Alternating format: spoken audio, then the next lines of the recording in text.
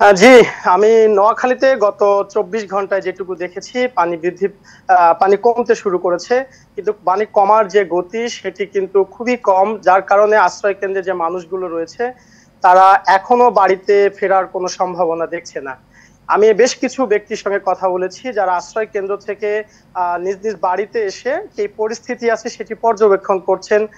সেটি তাদেরকে বারবার হতাশই করছে, কারণ আপনি জানেন নোয়াখালীতে এর আগেও একটু পানি কমার পরে কিন্তু আবার পানি বৃদ্ধি পেয়েছিল।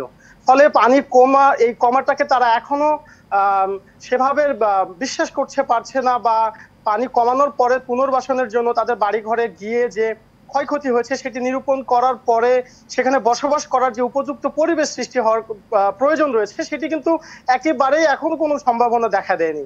আমি বেশ কিছু ব্যক্তির সঙ্গে কথা বলেছি।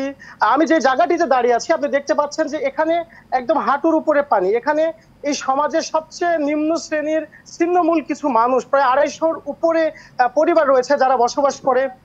তারা কিন্তু সবাই এখান থেকে যায়নি। প্রায় 100-এর মতো পরিবার আছে, তারা এখানেই কিন্তু এখনো বসবাস করছে।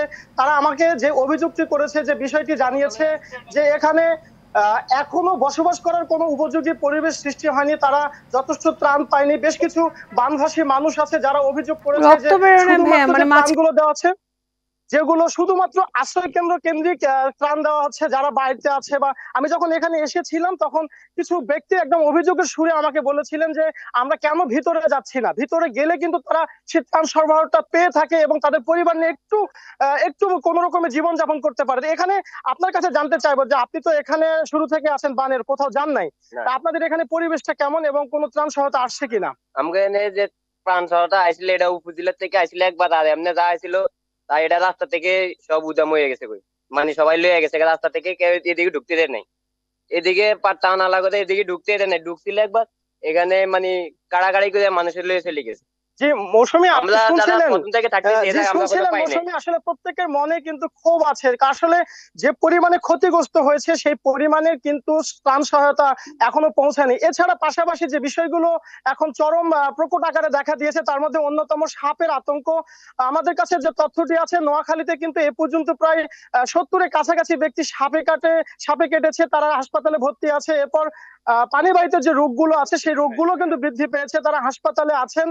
আর সবচেয়ে বড় আরো কিছু বিষয় আসছে, যেমন আপনার যে রাস্তাঘাটগুলো একটু শুকিয়েছে সেগুলো কিন্তু চলাচলের একেবারে অযোগ্য।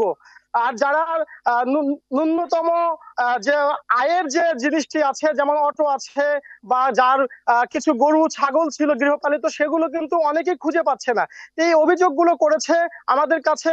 তো জানিয়ে রাখি, আসলে নোয়াখালীর বন্যা পরিস্থিতির উন্নতি হওয়ার যে সংবাদটি আমি আপনাকে দিতে পারছি না, হয়তো এই ভোগান্তি আরো দীর্ঘ হবে।